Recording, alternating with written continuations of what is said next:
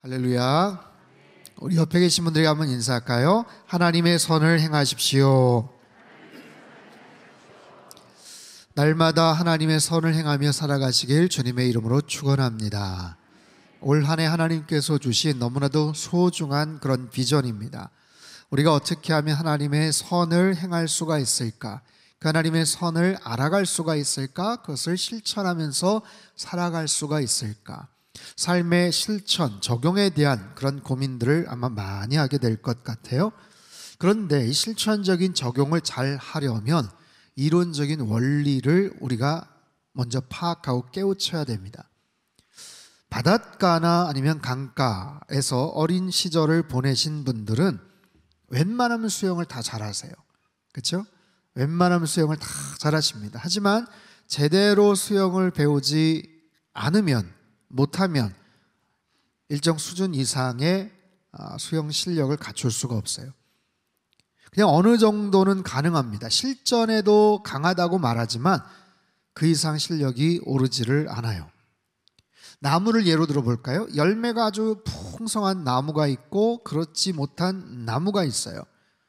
이유가 있겠죠. 왜 열매가 여기는 많이 맺힐까? 왜 여기는 작황이 좋지 않을까? 그때 농부는 열매를 주목할 것이 아니라 나무를 봐야 돼요. 토양 상태를 봐야 되고 사용하는 비료를 봐야 됩니다. 이 나무의 근본적인 이유가 혹시 뭐가 있나? 뿌리에 어떤 원인이 있나? 살펴봐야 돼요. 여러분, 선을 행하기 위해서는 구체적인 사례뿐만 아니라 기본적인 원리를 봐야 됩니다. 인간은 어떤 상황에서 선을 행하는가? 반대로 선을 행하지 않는, 아니면 하기 싫은, 못하는 이유는 무엇인가? 더 나아가서 지속적으로 반복적으로 악을 만들어내는 그런 이유는 뭔가? 거기엔 어떤 원리나 시스템이 있지 않는가라는 거예요. 오늘 본문에서는 인간이 악을 만들어내는 중요한 치명적인 원리가 있다라고 말합니다.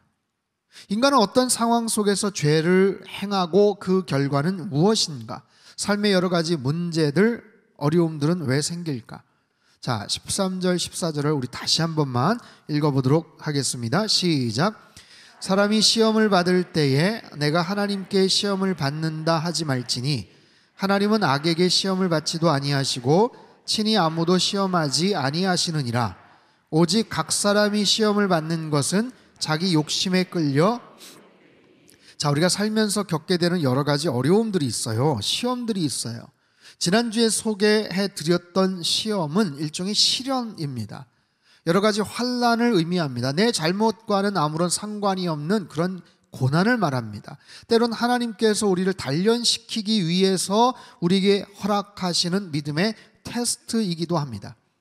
그런데 오늘 본문에서의 시험은요, 죄로 인한 유혹이에요.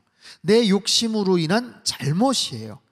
죄로 빠지게 하는 유혹은 하나님이 하시지 않아요. 사단이 하는 거예요. 또 내가 잘못해놓고 하나님을 원망하거나 탓하지 말라는 거예요. 여러 가지 시험과 잘못들이 있는데 그것은 전적으로 나의 문제고 욕심 때문에 미혹된 것이다, 유혹을 받는 것이다 라는 것이죠. 여기에 대해서 하나님께서는 야고보 사도를 통해서 대단히 중요한 원리를 말씀하세요. 여러분, 15절 말씀, 1장 15절 말씀을 꼭 기억하십시오. 우리 한번 큰 소리 읽겠습니다. 시작. 욕심이 잉태한 즉 죄를 낳고 죄가 장성한 즉 사망을 낳느니라.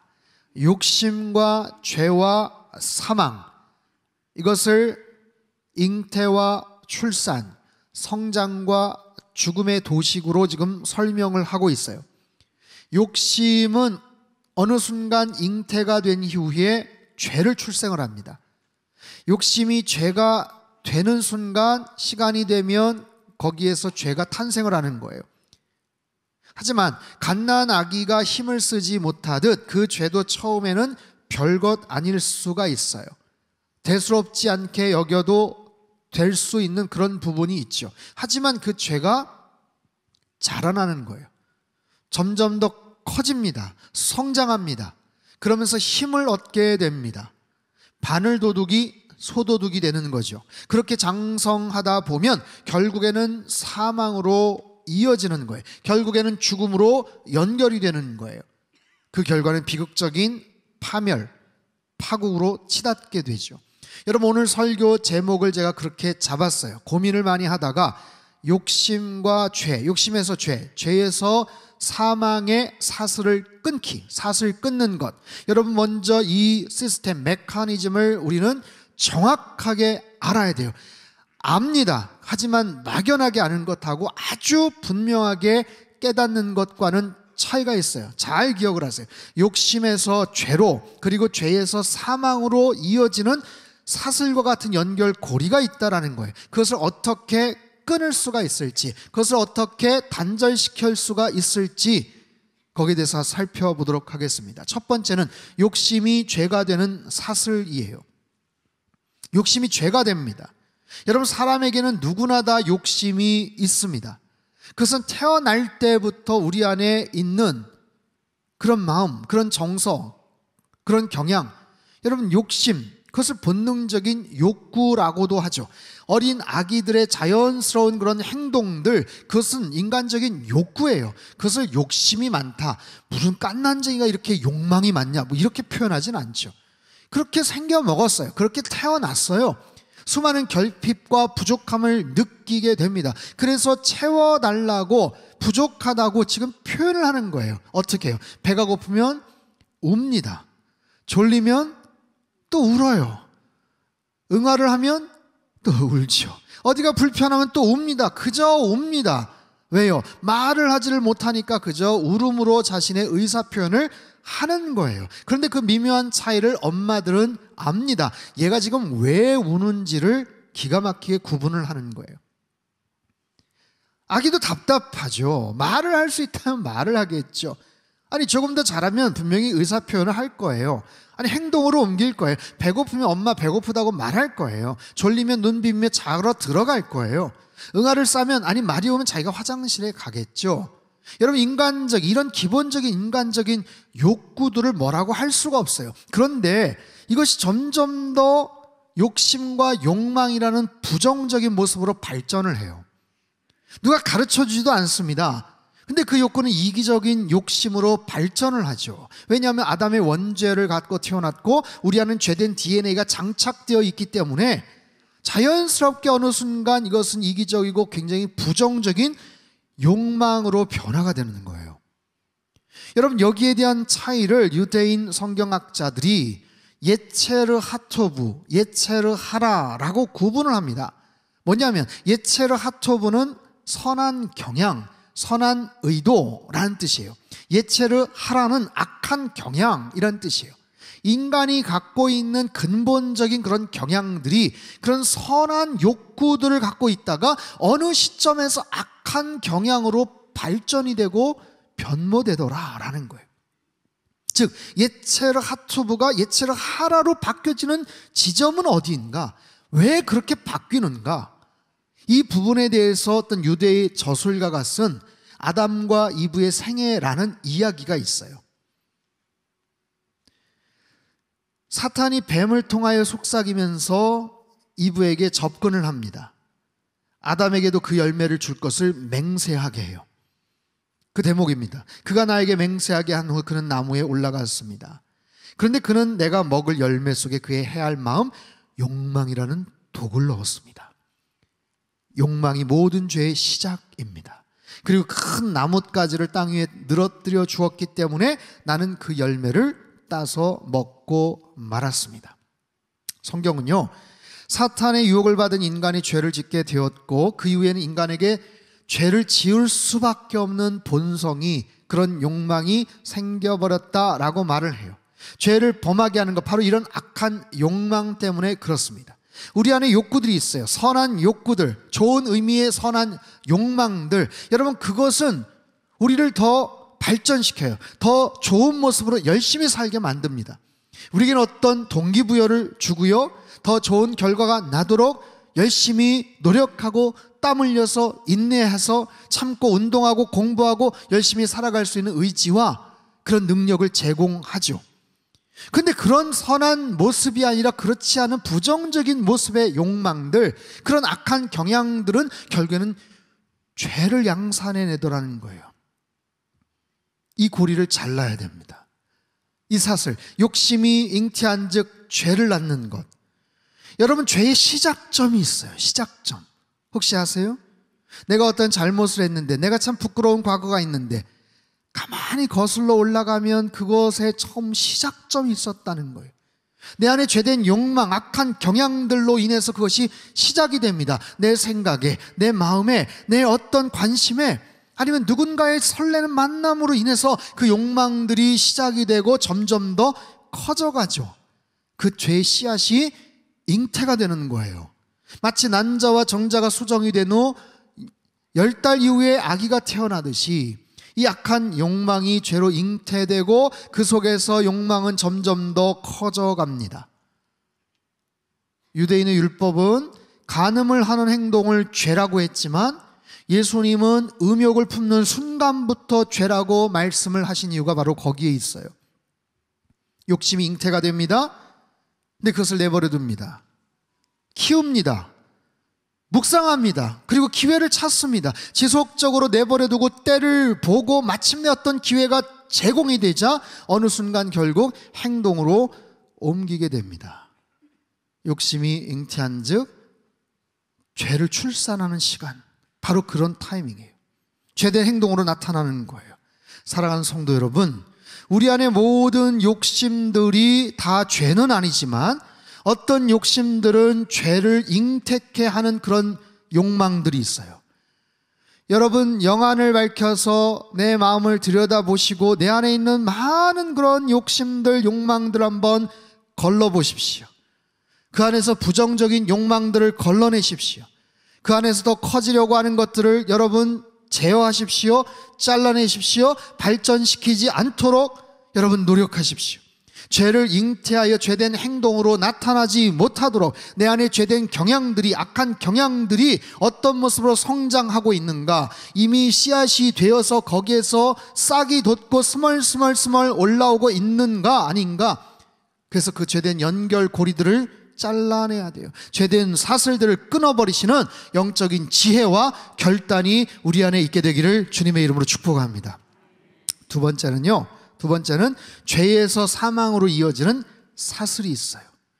자, 욕심이 잉태하여 낳은 것이 죄예요. 여러분, 죄는요 반드시 대상이 필요합니다. 어떤 대상으로 말미암아 생겨버려요. 그 죄를 짓는 대상, 그것이 누구이냐, 어떤 존재냐, 어떤 상황이냐. 근데요, 모든 근원적인 대상은 결국엔 하나님께로 가게 돼 있어요. 즉, 내가 짓는 모든 유형의 죄는 결국에는 하나님과 연관이 되어 있고요, 하나님 앞에서 지은 죄라는 거예요. 내가 누군가의 피해를 입혀요. 그래서 사죄를 합니다. 용서를 받은 것 같지만 하나님과의 관계 속에서 용서가 이루어져야 돼요. 하나님 앞에서 궁극적으로 최종적으로 용서를 받아야 되는 거예요. 그래서 죄의 문제가 심각한 것이고 그 해결을 푸는 것이 대단히 어려운 거예요. 잘못된 행동으로 인해서 어떤 대상에게 내가 배상을 합니다. 잘못했다고 용서를 구합니다. 그래서 용서를 받았어요. 그러면 그 죄가 사라집니까? 끝납니까?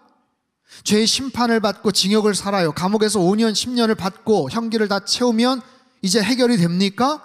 세상에서는 해결되었을지 모르지만 하나님 앞에서는 또 다른 문제예요. 하나님 앞에서의 평가, 하나님께서의 용서, 하나님께서 푸셔야 됩니다. 그래서 죄의 문제를 해결하는 것은 인간의 노력으로는 어렵습니다. 아니, 해결되지 않아요. 그냥 해결되지 않아요. 성경은 그래서 말합니다. 죄의 삭은 사망이다. 죄의 결과는 반드시 사망이다. 심판이다. 근데 이 문제를 세상의 많은 사람들은 아주 쉽게 간과합니다. 쉽게 생각합니다. 첫 번째, 죄를 죄라고 여기지 않아요. 죄라고 인정하고 싶어 하지 않습니다. 약화시킵니다. 그건 죄가 아니라 세상의 문화 때문이야. 요즘 트렌드야. 기질 때문이야. 그 친구 어려서 상처가 있어. 그 환경적인 문제 때문이야. 그럼에도 그것이 분명히 죄라는 것을 알면 또다시 토를 답니다. 남들도 다 그래. 그 사람만 그런 거 아니야. 죄를 어떻게든지 죄로 여기지 않게 하려고 노력을 하는 거예요. 그리고 죄가 무엇인지 아예 모르고 관심조차도 없어요. 죄가 무엇인지를 제대로 알지를 못하면 여러분, 죄의 그 파괴적인 그 영향력과 결과를 무엇인지 인식하지 않고 관심을 두지 않으면 그리스도가 누구인지에 대해서 바르게 이해할 수가 없어요. 십자가의 의미도 상실하게 됩니다. 유명한 성경학자인 D.A. 카스는 죄의 신학이란 책에서 이렇게 말을 합니다. 제가 한번 읽어보죠. 죄가 과연 무엇인지에 대한 궁극적인 이해가 없는 한 십자가가 무엇을 성취했는지에 대해 깊이 이해하는 것은 결코 불가능하다. 죄가 가진 엄중함을 모르면 예수 그리스도의 아름다움이 가진 심오한 세계를 맛볼 수 없다. 죄가 무엇인지에 대해서 이해가 없으면 십자가에 대해서 관심을 갖지를 않는다는 거예요. 자신의 어떤 결핍과 자신의 어떤 필요를 느끼지를 않는데 거기에 대해서 뭔가 영적인 간과함이 있겠느냐라는 거죠. 이처럼 죄의 문제를 아예 간과하거나 무시해버리는 세상의 풍조들이 있어요. 또 다른 하나의 현상은 뭐냐면 인정을 하고 그 죄의 문제를 어떻게든지 해결하려고 노력을 합니다. 어떻게 해요? 자신의 노력, 자신의 의지, 자신의 도덕과 양심을 가지고 죄의 문제를 해결할 수 있다라고까지 생각을 해요. 유명한 예화죠. 한 인디안 할아버지가 손자에게 말합니다. 얘야, 사람의 마음속에는 두 마리 늑대가 살아. 선을 행하는 하얀 늑대와 맨날 악을 행하는 검은색 늑대가 늘 싸워. 늘 서로 이겨먹으려고 싸운단다. 손자가 물어봐요. 할아버지, 두 마리 늑대 중에 어떤 늑대가 이기나요? 그것은 네가 먹이를 주는 늑대가 이겨. 여러분, 그럴듯한 이야기죠. 이 말의 뜻은 무엇입니까? 우리가 어떤 노력을 하느냐에 따라서 선을 행할 수 있다라는 거예요. 좋은 이야기고 맞는 말 같지만 100% 다 맞는 말은 아니에요. 뭐냐면 우리가 아무리 내 안에 있는 하얀 늑대에게 먹이를 준다고 해도 결국에는 검은 늑대를 이길 수 없어요. 하얀 늑대의 승률이 아무리 높다고 해도 100% 이길 수 없어요.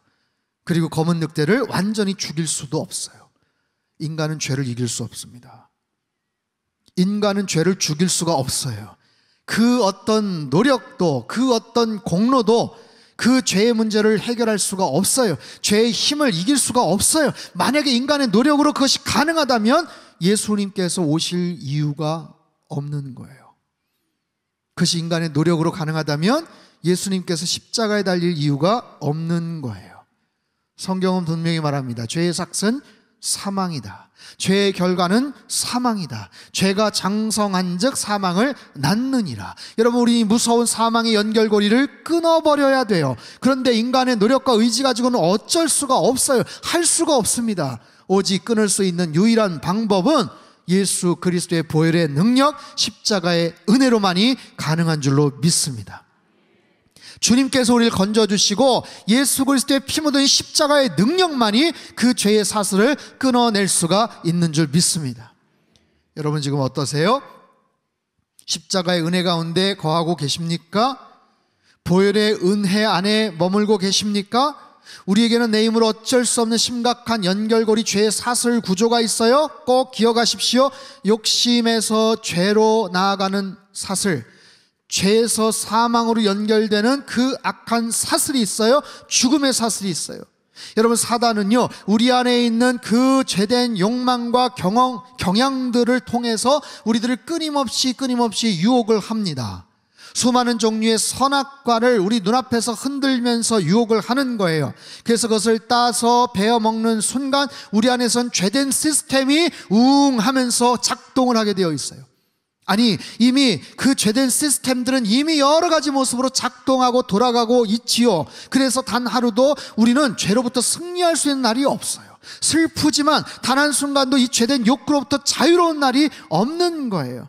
여러분, 사단은 끊임없이 그 죄된 사슬을 우리에게 더 묶어버리려고 노력을 합니다. 풀어주지 않아요. 더 심각하게 옥죄도록 그렇게 만들어버려요. 그게 뭡니까? 여러 가지 모습의 중독입니다. 대충 그 정도에서 끝나지 않아요. 마약 중독, 알코올 중독, 음란물 중독, 도박 중독, 게임 중독, 빠져버리면 끝이 끝장을 봐야 되는 거예요. 여러 가지 모습의 사슬이 있어요. 돈의 사슬, 욕망의 사슬, 가난의 사슬, 술과 정욕과 음란과 마약과 노름, 수많은 사슬들을 우리에게 던져서 크고 작은 모습으로 우리를 꽁꽁 묶어버리는 거예요. 빠져나올 수가 없어요. 내 안의 모든 죄된 욕망은요, 결국에는 사망이라는 낭떠러지를 향해서 치닫고 있음을 기억하십시오. 오래전에 타잔 같은 영화를 보면 강물에서 나무를 타고 쭉 내려가요. 뭘 피하다가 뭐 타기도 하고, 아무튼 뭐 어떻게 타요? 나무를 타고 나무뚝을 타고 이렇게 막 내려가는데, 처음엔 괜찮은데 어느 순간부터 이게 막 속도가 올라갑니다. 빨라지기 시작합니다.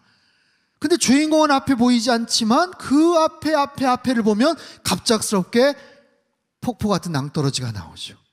바로 그런 거예요. 지금의 욕망은 내가 제어할 수 있어요. 그 나무에서 어느 정도 인조이도 할 수 있어요. 괜찮아요. 견딜 수 있을 것 같아요. 별것 아니에요. 그런데요, 시간이 지나면서 자꾸만 이게 빨라지는 거예요. 죄를 잉태해서 죄를 낳아요. 욕심 잉태가 되어서 죄를 낳아요. 그 죄가 점점 더 커집니다. 물의 속도가 더 빨라지는 거예요. 여러분, 그 상태로는 100% 폭포 아래로 떨어지게 되어 있어요.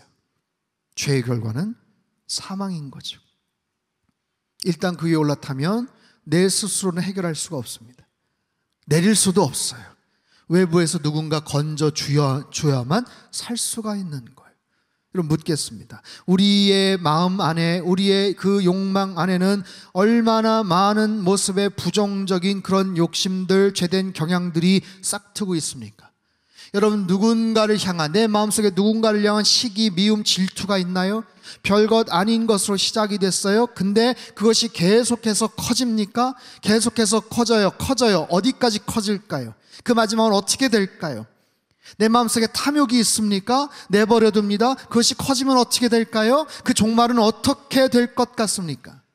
내 마음속에 음란함이 있습니까? 욕정이 있습니까? 그거 내버려두면 어떻게 될까요? 제어하지 않으면 어떻게 될까요? 마지막은 어떻게 될까요? 답은 똑같습니다. 하나입니다. 그 죄된 행동을 어느 순간 하게 될 것이고, 그 결과는 사망이더라라는 거예요. 사랑하는 성도 여러분, 오늘 굉장히 심각하고 무거운 주제이지만 살면서 우리가 꼭 알아야 될 너무너무 중요한 그런 메시지예요. 두 가지 사슬을 잘 기억하십시오. 욕심에서 죄로 이어지는 사슬, 죄에서 사망으로 연결되는 그 사슬, 이 모든 것을 예수 그리스도의 보혈의 능력으로 끊어버리시고 여러분, 날마다 십자가의 은혜로 승리하시기를 주님의 이름으로 축원합니다. 그런데요, 그 전에 우리가 먼저 해야 될 게 있어요. 해야 될 것 뭘까요? 회개하는 겁니다. 돌아서는 겁니다. 뭐냐면, 아직도 구조적으로 죄를 지을 수밖에 없는 상황에 계속해서 내가 머물러 있다면, 아직도 그런 잘못된 죄된 습관들이 계속해서 남아있다면, 적당히 죄를 즐기면서 끊어내지 않고 있다면, 그러면서도 주님께서 내 죄를 해결해 주신다라고 생각하는 주님의 은혜와 자비는 그것보다 훨씬 더 크고 풍성하다라고 말하는 것은, 그것은 모순이고 어불성설입니다. 그 사람에게는 먼저 회개가 필요해요. 그것을 해결할 수 없어서가 아니라, 그 능력이 주님께 없기 때문이 아니라 주님께서 하지 않으시는 거예요. 먼저 돌아서야 됩니다. 먼저 회개해야 됩니다. 그 죄를 끊어내고 그 자리에서 떠나고 죄된 습관을 잘라버리는 것이 먼저 필요한 거예요. 잘 생각해 보십시오. 내 안에 죄된 모습으로 더 발전하고자 하는 그런 모습들, 이게 아닌데, 이거 잘못인데 라고 생각하면서도 반복적인 그런 습관들, 그런 자리에서 계속해서 머물면서 때로는 그것을 적당히 인조이하고 있는 그런 나의 모습들이 있다면, 여러분, 그것을 끊어내야 돼요. 그 속에선 주님께서 계속해서 경고의 사인을 주실 겁니다. 여러분, 죄를 감지하는 경고 사인이 있어요. 그것이 양심의 소리입니다. 하나님께서는 우리에게 도덕이라는, 양심이라는 그런 경고 사인, 알람 장치를 주셨어요. 제어 장치를 주셨어요. 거기에서 일단락 걸러낼 수가 있습니다. 여러분, 도둑들이 침입을 합니다. 상가나 아니면 가정집에 침입을 합니다. 거기에 경보 사인이 있으면 그것을 먼저 잘라낼 거예요. 거기에 CCTV가 있으면 그것을 먼저 거둘 거예요. 가릴 거예요. 왜요? 그래야 자기가 나쁜 짓을 하기에 편하니까. 바로 그런 겁니다. 하나님께서는 우리에게 도덕과 양심이라는 경고 사인을 주셨어요. 알람을 주셨어요. 근데 내가 의도적으로 그것을 꺼버립니다. 그것을 무시합니다. 보이지 않는 사각지대를 찾아갑니다. 바로 그런 거예요. 사단은 계속해서 그것을 부추깁니다. 괜찮다고. 그 주신 알람, 양심, 도덕, 기준을 사단은 벗겨내려고 노력을 해요. 괜찮다고 느끼지 못하게 만듭니다. 너만 그런 거 아니야 라고 얘기합니다. 여러분, 세상에 아름다운 죄는 없습니다. 죄가 어떻게 아름다울 수 있습니까? 죄는 더러운 거예요. 그리고 그 죄의 결과는 지긋지긋한 파멸로 끝이 납니다. 죄는요, 우리 몸 안에 죄가 있고 우리 몸 바깥에 죄가 있어요. 우리 행동으로 이어지는, 결과로서 벌어지는 그 모습의 죄만 죄라고 생각을 하죠. 하지만 주님께서는 우리 안에 있는 죄된 의도, 죄된 계획, 악한 욕망, 미움, 시기, 질투, 이 모든 것들을 다 죄라고 하나님 말씀하세요. 우리는 행동으로 이어진 것만 카운트되기를 바라지만 그렇지 않아요.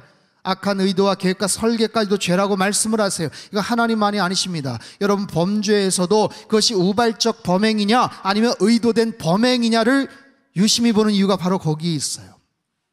행동이 아닌 이미 계획과 마음으로 지은 의도와 그 생각조차도 굉장히 심각한 죄라고 여기기 때문에 그래요. 여러분, 죄는 속아서도 짓지만 알면서도 죄를 더 짓습니다.